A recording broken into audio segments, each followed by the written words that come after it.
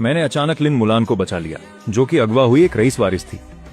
एहसान चुकाने के लिए लिन परिवार की दादी ने मुझे 2 रास्ते दिए। या तो उनकी सबसे प्यारी पोती लिन मुलान से शादी करूं या 10 करोड़ युआन का छोटा सा इनाम ले लूं। मैंने बिना सोचे पैसे चुने और फौरन विदेश जाने वाली सबसे तेज फ्लाइट बुक कर ली। मैं बस जल्द से जल्द उस रईस लिन मुलान से दूर भागना चाहता था जिसे मैंने बचाया था, क्योंकि मेरा पुनर्जन्म हुआ था। पिछले जन्म में लिन मुलान को बचाने के बाद मैंने दिन में 5 नौकरियां की और बड़ी मेहनत से उसे एक लाडली राजकुमारी की तरह पाला। लेकिन वापस मिलने के बाद उसने किसी को भी उस कड़वी याद का जिक्र करने तक की इजाजत नहीं दी। ये देखते हुए कि मैंने लिन परिवार पर बड़ा एहसान किया है, दादी ने मुझसे पूछा कि मुझे क्या चाहिए। मैंने बेवकूफी में कह दिया कि मैं उससे शादी करना चाहता हूँ और जिंदगी भर उसका ख्याल रखना चाहता हूँ। पर मैं ये नहीं जानता था कि लिन परिवार में वापस आने वाले दिन से ही लिन मुलान को बीजिंग के मशहूर शहजादे जी बाई यांग से प्यार हो गया था। शादी के बाद वो मुझसे बेरुखी से पेश आती और जब भी मेरा हाथ छूती तो उसे धोने के लिए तुरंत बाथरूम भाग जाती थी। बाद में वो गर्भवती हो गई। अपने प्रेमी को बदनामी से बचाने और उसके साथ रहने के लिए उसने खुद अपने हाथों से मुझे खाई से नीचे धकेल दिया। मरने से पहले वो अपनी हिल्स में खून के पास आई और ताना मारा, गुची, तुम गरीबी की बदबू से भरे एक कंगाल इंसान हो। क्या तुम लिन मुलान के पति बनने के लायक भी हो?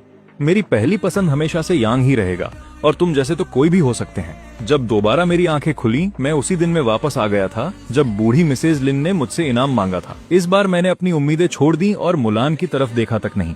मुझे कुछ नकद चाहिए और साथ ही अमेरिका का एक हवाई टिकट, सिर्फ कुछ पैसे।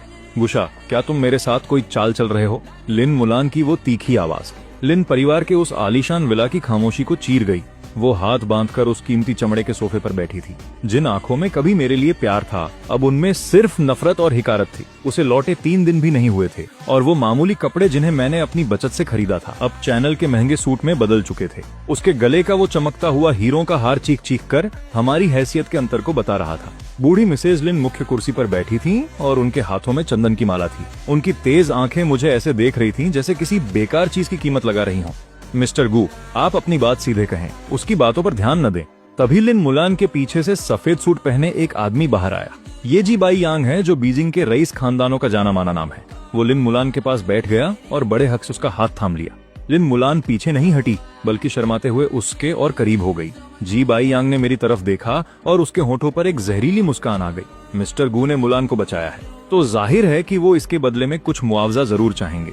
पर मैं ये जानना चाहता हूँ कि मिस्टर गू की भूख आखिर कितनी बड़ी है। उसने जानबूझकर भूख शब्द पर जोर दिया था। उसकी आंखों में मेरे लिए सिर्फ दिखावे का रहम और तिरस्कार था। मैंने शांति से उन तीनों को देखा। उस खाई से गिरने का खौफनाक दर्द और टूटकर बिखर जाने का एहसास आज भी मेरी रगों में जिंदा था। लिन मुलान के वो शब्द कि तुम जैसा गरीब मेरे पति बनने के काबिल कैसे हो सकता है, आज भी मेरे कानों में गूंज रहे थे। मैंने खुद को हकीकत में वापस खींचा। जी बाई यांग को नजरअंदाज करते हुए मैंने सीधे बूढ़ी मालकिन की तरफ देखा। मुझे 10 मिलियन चाहिए। मेरी आवाज एकदम सपाट थी, जैसे मैं आज के मौसम के बारे में बात कर रहा हूँ। पूरे कमरे में एक पल के लिए सन्नाटा छा गया। फिर लिन मुलान जोर से ठहाका मारकर हंसने लगी। 10 मिलियन? गुशा, क्या तुम पागल हो गए हो? तुम दिन में 4 नौकरियां करते हो, होटल में बर्तन धोते हो और मजदूरी करते हो। मर के काम करके भी तुम महीने का कितना कमा लेते हो, और अब तुम 10 मिलियन मांग रहे हो।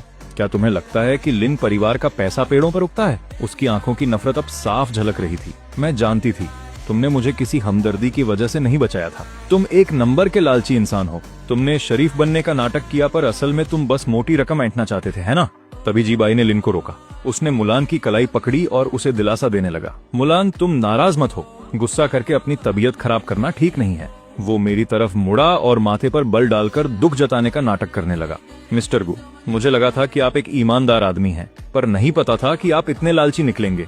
10 मिलियन लिन परिवार के लिए कोई बड़ी बात नहीं है, पर आप जैसे मामूली इंसान को अचानक इतना पैसा मिल जाए तो वो भटक सकता है। मेरी सलाह है कि आप जमीन पर रहें, एक आध लाख रुपए लें और जाकर अपना कोई छोटा सा काम शुरू करें।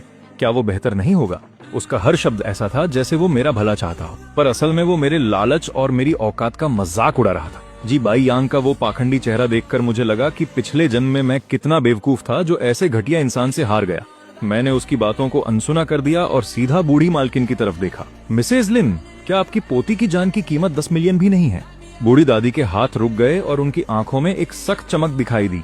लिन परिवार इस शहर का सबसे प्रतिष्ठित और अमीर खानदान है। अगर बाहर ये बात फैली कि उनकी बेटी की जान बचाने वाले को सिर्फ एक आध लाख देकर टाल दिया गया, तो हमारी क्या इज्जत रह जाएगी? ठीक है, 10 मिलियन मैं तुम्हें दूंगी, उनकी आवाज में एक भारीपन और हुक्म था जिसे कोई टाल नहीं सकता था। दादी, लिन मुलान घबरा गई और पैर पटकने लगी। आप इसकी इतनी बेतुकी मांग कैसे मान सकती हैं? इस जैसे कंगाल आदमी को क्या पता कि इतने पैसों का क्या करना है। दादी ने हाथ उठाकर मुलान को चुप करा दिया। वो मुझे घूरने लगी और उनका लहजा बर्फ जैसा ठंडा था। गुची, मैं तुम्हें 10 मिलियन दे सकती हूँ, पर ये पैसे लेने के बाद तुम्हें एक समझौते पर दस्तखत करने होंगे। आज के बाद तुम कभी किसी से ये जिक्र नहीं करोगे कि तुमने मुलान को बचाया था, और न ही तुम कभी दोबारा मुलान या लिन परिवार के सामने किसी भी बहाने से आओगे। क्या तुम ये कर सकते हो? मैंने बिना किसी हिचकिचाहट के सर हिला दिया। बिल्कुल, मैं तो आपसे भी ज्यादा यही चाहता हूँ कि इस जन्म में हमारा दोबारा सामना न हो। लिन मुलान सन्न रह गई। शायद उसे उम्मीद नहीं थी कि मैं इतनी आसानी से मान जाऊंगा। उसे लगा था कि मैं उसके पैरों में गिरकर गिड़गिड़ाऊंगा और बेशर्मों की तरह उसे चिपका रहूंगा। गुची, नाटक बंद करो। क्या तुम्हें लगता है कि पैसे लेकर तुम्हारी गंदी नाली जैसी नीच औकात की बदबू मिट जाएगी? मेरी नजरों में तुम हमेशा एक गिरे हुए गरीब ही रहोगे। तभी जी बाई यांग ने अपनी जीत की खुशी में बात काटी। मिस्टर गू, मुलान की बातें कड़वी जरूर हैं पर सच हैं। अपनी हैसियत से बाहर कदम मत बढ़ाओ। पैसे लो और वापस अपनी उसी कीचड़ भरी दुनिया में चले जाओ। मैं उन्हें एक सुर में गाते हुए देख रहा था और मुझे उन पर हंसी आ रही थी। पैसे कब तक मिल जाएंगे? मैंने उनके मजाक को अनसुना करते हुए दादी की तरफ देखा। मैं बैंक को चेक तैयार करने के लिए कह दूंगी, दादी ने कहा, पर मैंने जवाब दिया कि मुझे बैंक ट्रांसफर चाहिए, चेक नहीं। चेक रुकवाए जा सकते हैं और मैं उन्हें अपने ऊपर हावी होने का मौका नहीं देना चाहता था। दादी ने मुझे गौर से देखा और फिर मान गई। ठीक है, कल दोपहर अपनी पहचान के कागजात लेकर ऑफिस आ जाना और एग्रीमेंट साइन कर देना। मैं बिना रुके दरवाजे की तरफ मुड़ गया। कल दोपहर मिलते हैं। पैसे मिलते ही मैं गायब हो जाऊंगा और दुआ करता हूँ कि आप दोनों की जोड़ी सलामत रहे। अगले दिन दोपहर को मैं वक्त पर लिन ग्रुप के ऑफिस पहुंच गया। उस समझौते की शर्तें बहुत सख्त थीं, जैसे मेरा मुलान का नाम लेने तक का हक छीन लिया गया हो। मैंने उसे ठीक से पढ़ा भी नहीं और सीधे अपने दस्तखत कर दिए। तभी मेरे फोन पर एक मैसेज आया। मेरे खाते में 10 मिलियन जमा हो चुके थे। उन नंबरों को देखकर मैंने एक ठंडी आह भरी। अब इस पल से मैं पूरी तरह आजाद था। मैं लिन ग्रुप की बिल्डिंग से बाहर आया और टैक्सी लेकर अपने उस छोटे से बेसमेंट वाले कमरे में लौट आया। इस जगह में मेरे पिछले जन्म की सारी मेहनत और सारा दर्द बसा था। कोने में रद्दी कागजों का एक ढेर लगा हुआ था। मैंने लिन मुआन के लिए न्यूट्रिशनल सप्लीमेंट्स खरीदने के लिए पैसे जमा किए थे। मेज पर रखा वो टूटा हुआ सस्ता कांच का गिलास एक फेरी वाले का तोहफा था, जब मैंने अपने पिता की इकलौती पुरानी घड़ी गिरवी रखकर उसे जुकाम की दवा के पैसे दिए थे। मेरी पिछली जिंदगी में जब लिन मुआन वापस अपने परिवार के पास गई थी, तब वो अपने साथ इस गिलास के अलावा और कुछ नहीं ले गई थी। उसने आंखों में आंसू भरकर कहा था कि ये हमारी साथ बिताई मुश्किलों की इकलौती निशानी है। लेकिन बाद में मुझे पता चला कि वो उस गिलास को सिर्फ इसलिए ले गई थी ताकि जी बाई यंग की हमदर्दी पाने के लिए उसे दिखा सके कि उसने समाज के निचले स्तर पर कितने जुल्म सहे हैं। आखिर में उस कप को जी बाई यंग ने मेरे सामने ही बड़ी बेपरवाही से चकनाचूर कर दिया था। मैंने उस गिलास को उठाया, कूड़ेदान के पास गया और उसे एक जोरदार आवाज के साथ छोड़ दिया। कांच के टुकड़े फर्श पर हर तरफ बिखर गए थे। कूड़े को कूड़ेदान में ही रहना चाहिए। ठीक तभी उस किराए के कमरे का खस्ताहाल लोहे का दरवाजा जोर से धक्का देकर खोला गया। लिन मुआन अपनी नाक ढके हुए नफरत भरी नजरों के साथ दरवाजे पर खड़ी थी। जी बाई यंग उसके पीछे चला आ रहा था। उसने एक साफ सफेद रुमाल पकड़ा हुआ था और खुद को हवा करने का नाटक कर रहा था। तुम सच में ऐसी घिनौनी जगह पर छिपे हुए थे। उबड़ खाबड़ सीमेंट के फर्श पर लिन मुआन की हाई हील्स की चुभने वाली आवाज गूंज रही थी। ये बदबू तो किसी गंदे नाले से भी ज्यादा घिनौनी है। जी बाई यंग ने हल्के से माथे पर बल डाला और उसका अंदाज घमंड से भरा हुआ था। वार्नर, मैंने तुमसे कहा था कि ऐसी जगह पर मत आया करो। इस माहौल में अगर तुम एक सेकंड भी और रुकी तो तुम्हें भयंकर इन्फेक्शन हो जाएगा। मैंने ऊपर देखे बिना ही अपने कुछ फटे पुराने कपड़ों को समेटना जारी रखा। मिस लिन, आप जैसी महान हस्ती का यहाँ आगमन कैसे हुआ? यहाँ किस लिए आई हैं आप? हमारा लेन देन तो कब का खत्म हो चुका है। लिन मुआन अंदर आई और उसकी नजरें उस छोटे से कमरे के चारों ओर घूमने लगी। जब उसने कूड़ेदान में कांच के टुकड़े देखे तो उसके चेहरे के हाव भाव एकदम बदल गए। गुची, तुमने वो कब तोड़ दिया? उसने कूड़ेदान की तरफ इशारा किया। उसकी आवाज काफी तीखी और कड़वी थी। मैंने अपने कपड़े अपने पुराने कैनवस बैग में ठूंस दिए और जिप बंद कर दी। ये बस एक टूटा हुआ कप है। ये बेकार में जगह घेर रहा था, इसलिए मैंने इसे फेंक दिया। तुम्हें पता ही क्या है? लिन मुआन ने बिना सोचे समझे पलटवार करना चाहा, लेकिन फिर अचानक रुक गई।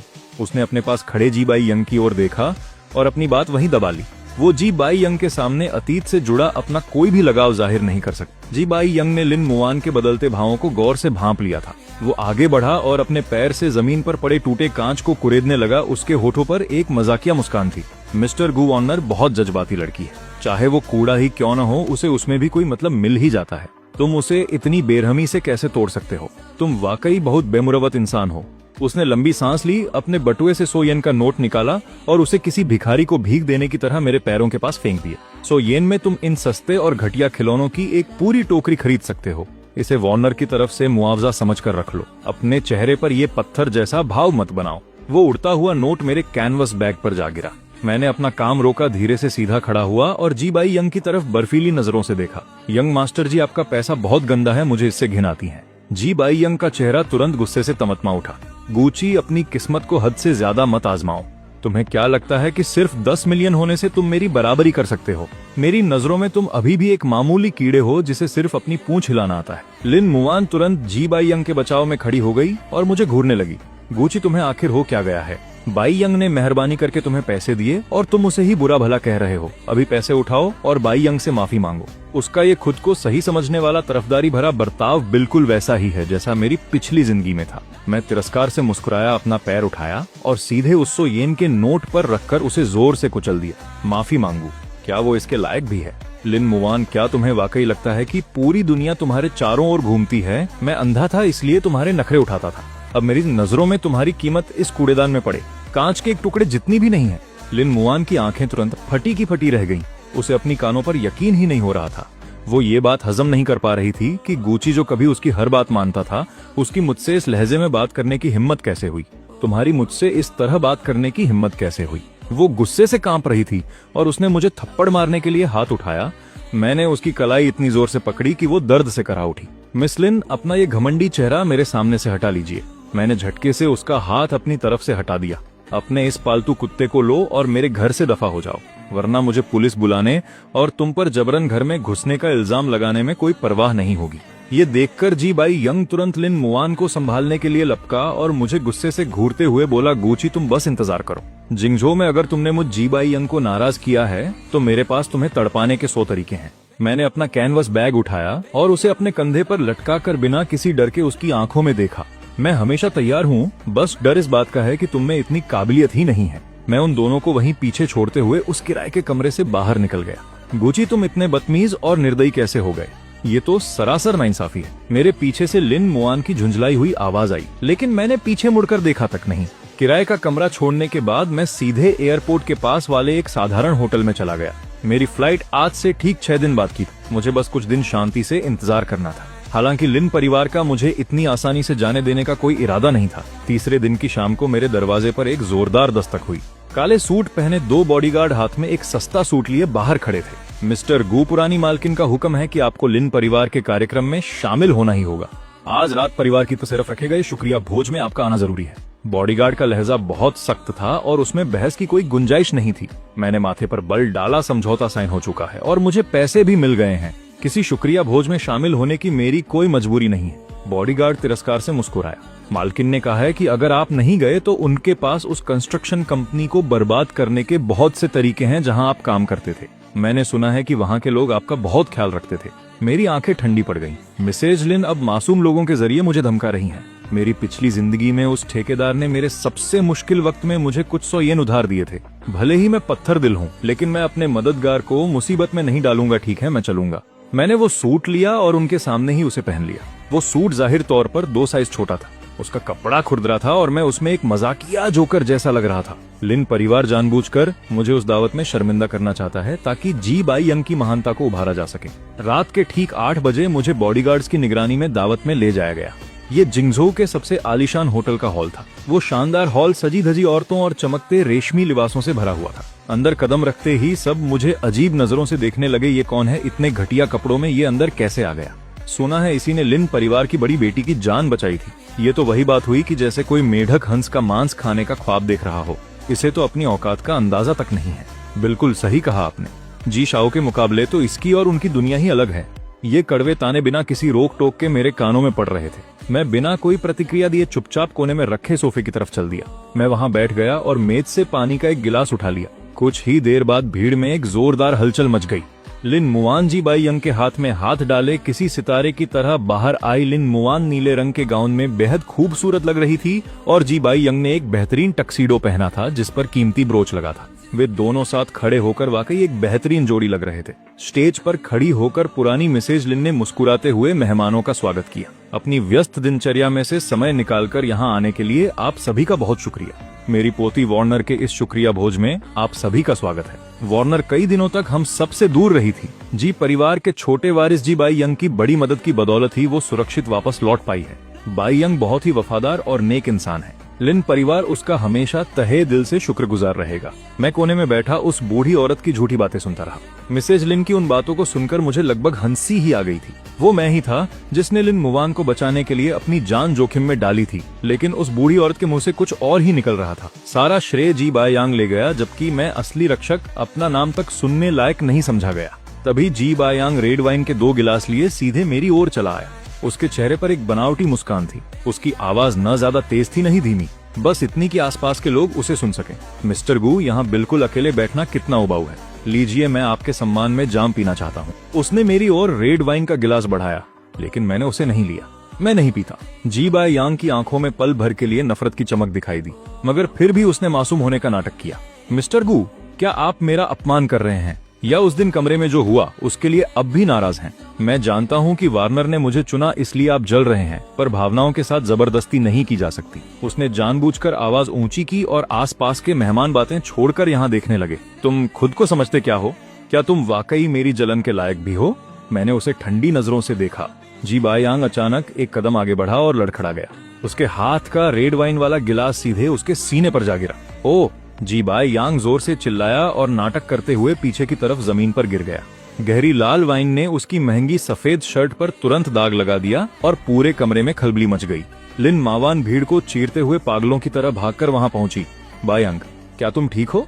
उसने दुखी होकर जी बाई यांग को उठाया और जल्दी जल्दी टिश्यू से उसे पोंछने लगी। जी बाई यांग की आंखें लाल थीं और आवाज कांप रही थी, मानो उसके साथ बहुत बड़ा अन्याय हुआ हो। वार्नर, मैं ठीक हूँ। मिस्टर गू का मूड शायद खराब था। उन्होंने मुझे जानबूझकर धक्का नहीं दिया होगा। उसकी चालाकी भरी बातों ने लिन मावान के गुस्से में आग में घी का काम किया। लिन मावान ने झटके से सिर घुमाया और गुस्से से भरी आंखों से मुझे घूरने लगी।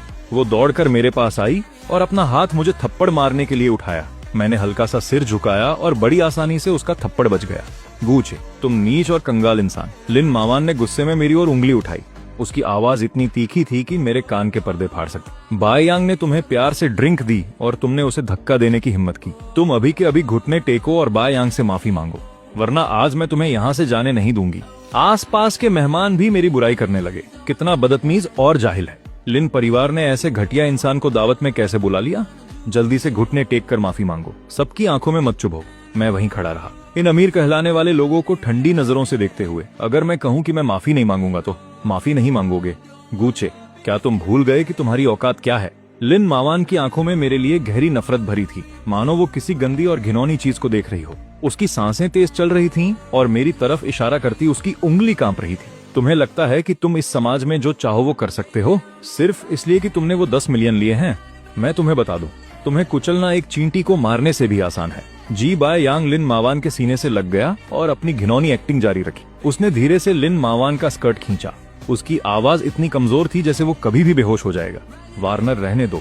मिस्टर गू शायद अपनी गरीबी की वजह से खुद को कमतर महसूस कर रहे हैं, इसलिए उन्होंने ऐसा कदम उठाया। मैं बस अपने कपड़े बदल लूंगा। मेरी वजह से सबका मजा खराब मत करो। वो जितना ज्यादा ऐसा कहता, लिन मावान को उतना ही लगता कि उसके साथ अन्याय हुआ है और मेरे लिए उसकी नफरत और भी बढ़ती गई। नहीं, आज उसे घुटने टेक कर और नाक रगड़कर तुमसे माफी मांगनी ही होगी। तभी बूढ़ी मिसेज लिन बॉडीगार्ड्स के साथ वहां आई। उनका चेहरा उतरा हुआ था और हाथ में चंदन की माला उनके कसने से आवाज कर रही थी। गूचे, लिन परिवार तुम्हें इज्जत दे रहा है, नमक हराम मत बनो। बुढ़िया की आवाज तेज नहीं थी, लेकिन उसमें एक अटल दबाव था। अगर तुमने आज घुटने टेक कर इस मामले को खत्म नहीं किया तो मैं किसी भी वक्त बैंक से तुम्हारे 10 मिलियन फ्रीज करवा सकती हूँ। इतना ही नहीं, मैं ये तय करूंगी कि तुम जिंगझोउ क्या पूरे देश में कहीं भी रोटी न कमा सको। जैसे ही बुढ़िया ने बात खत्म की, काले कपड़ों में 1 दर्जन से ज्यादा बॉडीगार्ड्स ने मुझे घेर लिया और एक कोने में फंसा दिया। आसपास के मेहमान पीछे हट गए, लेकिन उनकी आंखों में एक अच्छा तमाशा देखने की उत्सुकता साफ झलक रही थी। इस वक्त दबाव अपने चरम पर पहुंच चुका था। सबको लगा कि मैं समाज के सबसे निचले तबके का एक गरीब इंसान लिन परिवार की ताकत के आगे घुटने टेक कर रहम की भीख मांगूंगा। लिन मावान का वो घमंडी चेहरा, जी बाई यांग की नफरत भरी आंखें और बुढ़िया के तेवर देखकर मैं अचानक हंस पड़ा। उस सन्नाटे से भरे हॉल में मेरी हंसी बड़ी अजीब लगी। तुम हंस क्यों रहे हो? क्या तुम पागल हो गए हो? लिन मावान ने अपनी भौहें सिकोड़ी। उसे मेरी हंसी से थोड़ी बेचैनी महसूस हुई।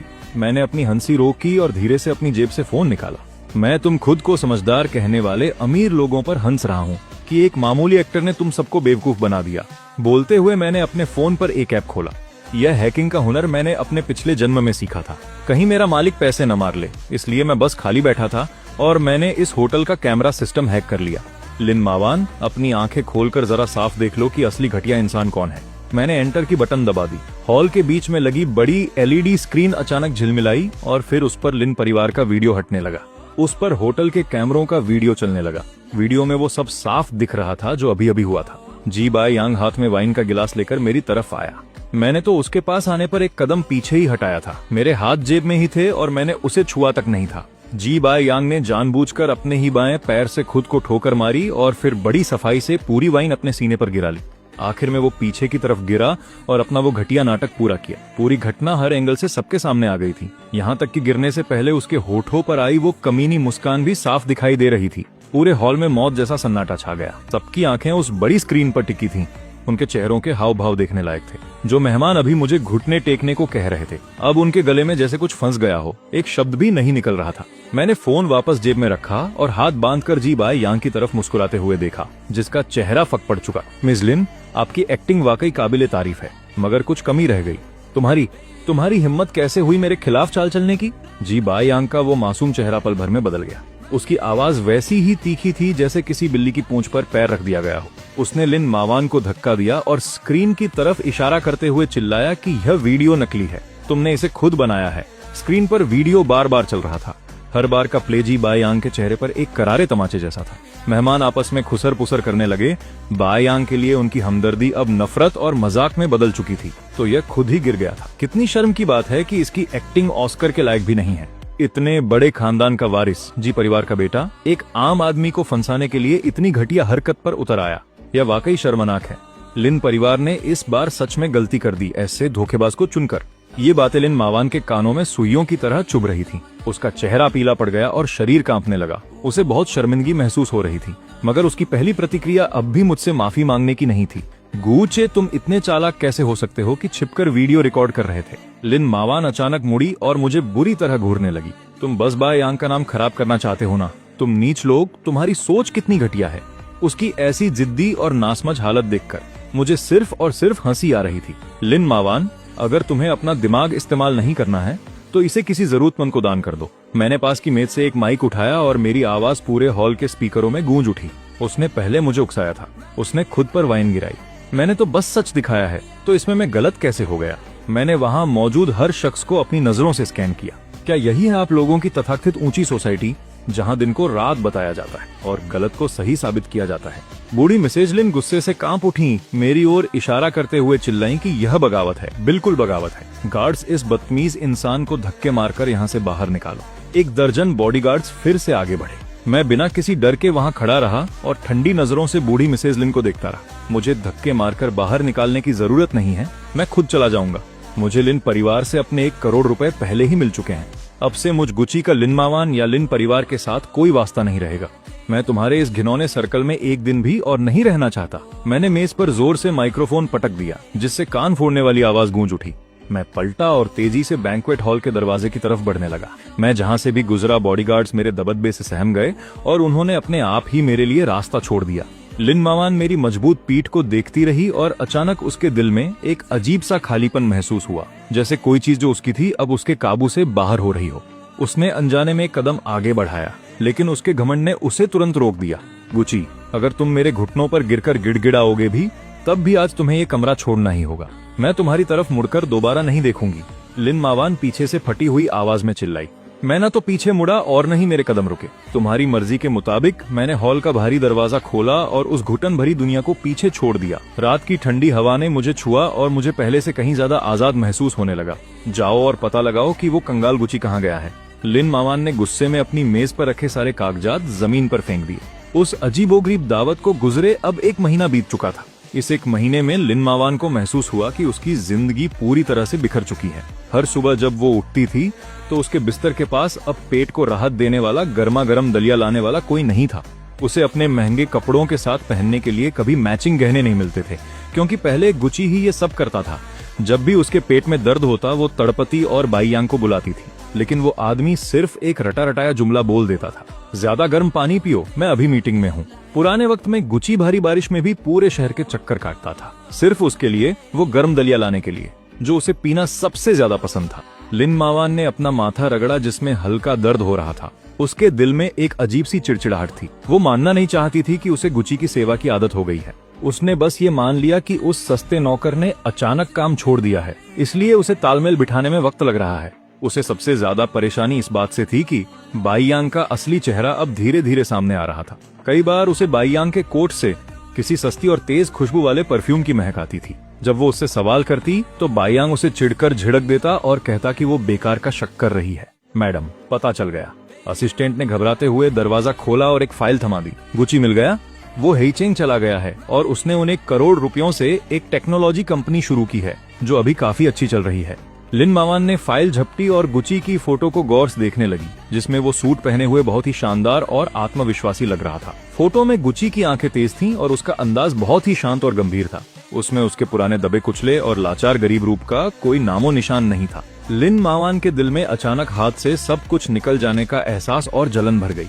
वो हमारे लिन परिवार के पैसों पर इतनी ऐश की जिंदगी कैसे जी सकता है? लिन मावान ने अपने दांत पीसते हुए कहा। मेरे लिए फौरन हेइचेंग की फ्लाइट टिकट बुक करो।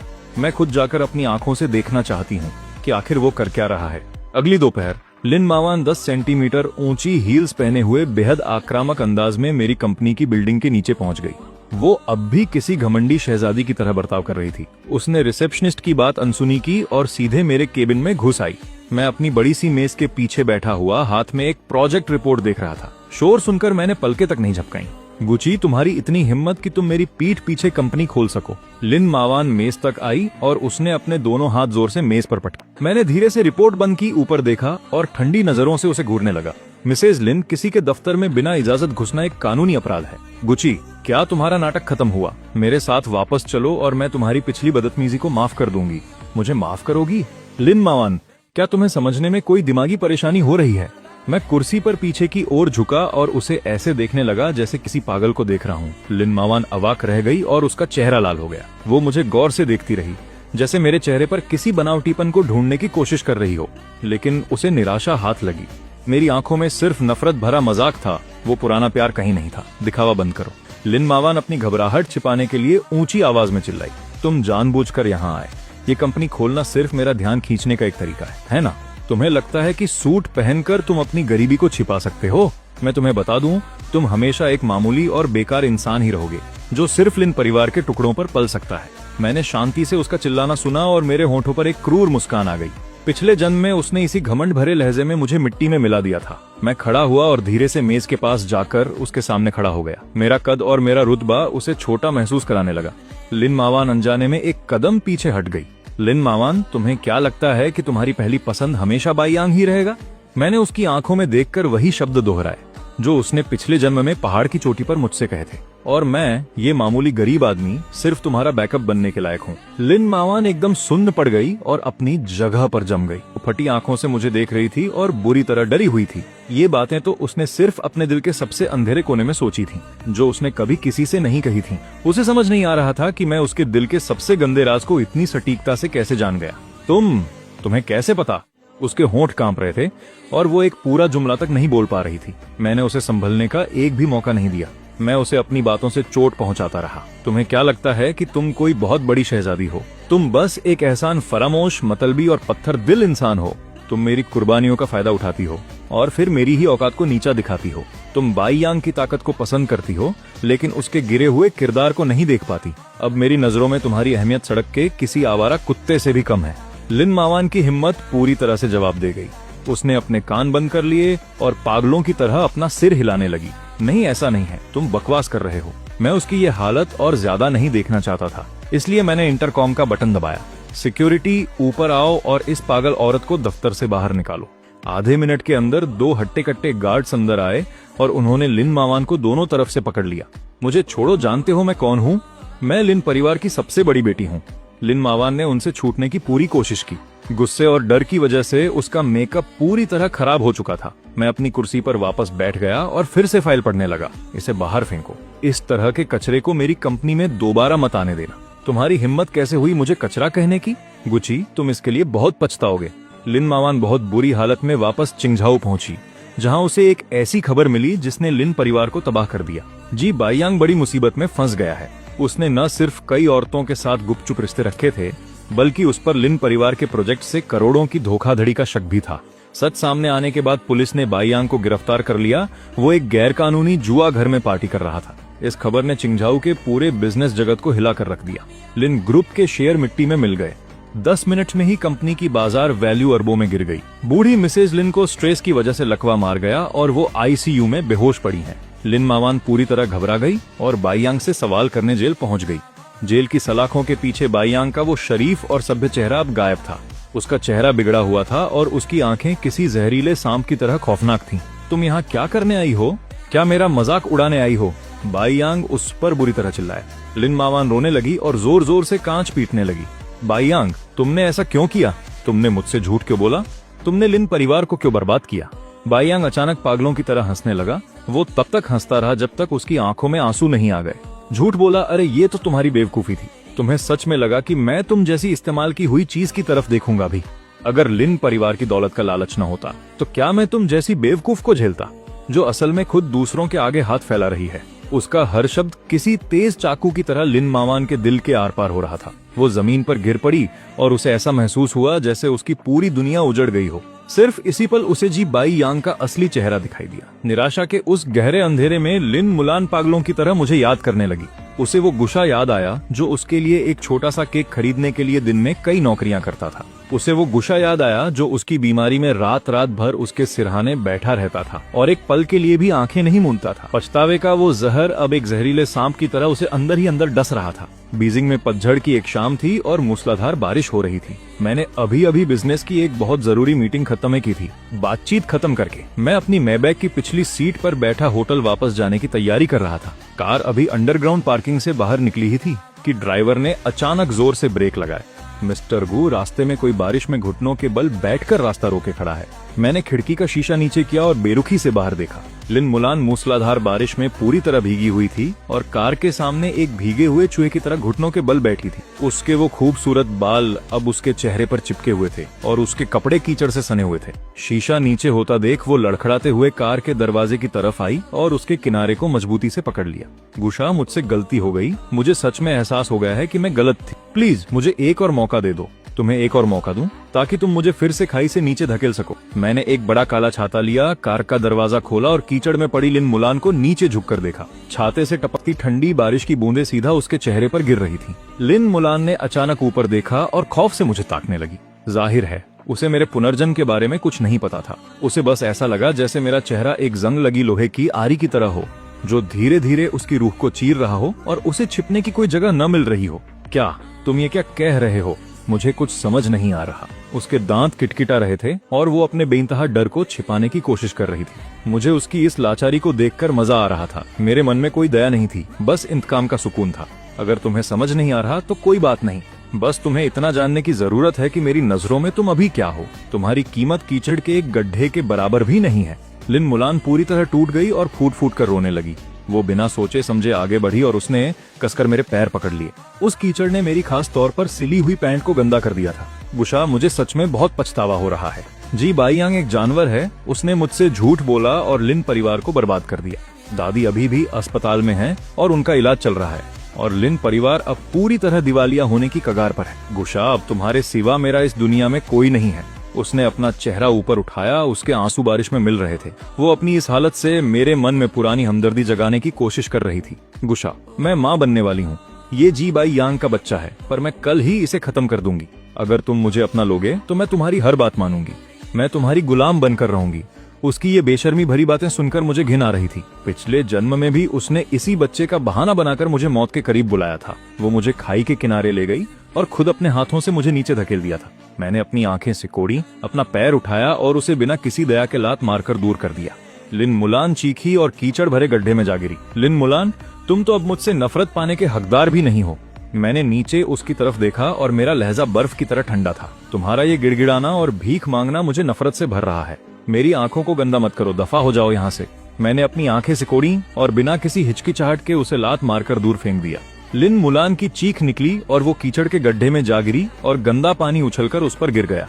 मैं मुड़ा और कार में बैठ गया। मैंने दोबारा उसकी तरफ मुड़कर भी नहीं देखा। मैंने बेरुखी से ड्राइवर को गाड़ी आगे बढ़ाने का हुक्म दिया। जी मिस्टर गु। फोन की दूसरी तरफ असेन की आवाज हमेशा की तरह शांत और सधी हुई थी। ये खबर एकदम पक्की और भरोसेमंद है। लिन परिवार को अब हर तरफ से नाकामियों का सामना करना पड़ रहा है। देश का कोई भी बैंक अब उन्हें कर्ज देने की हिम्मत नहीं कर रहा है।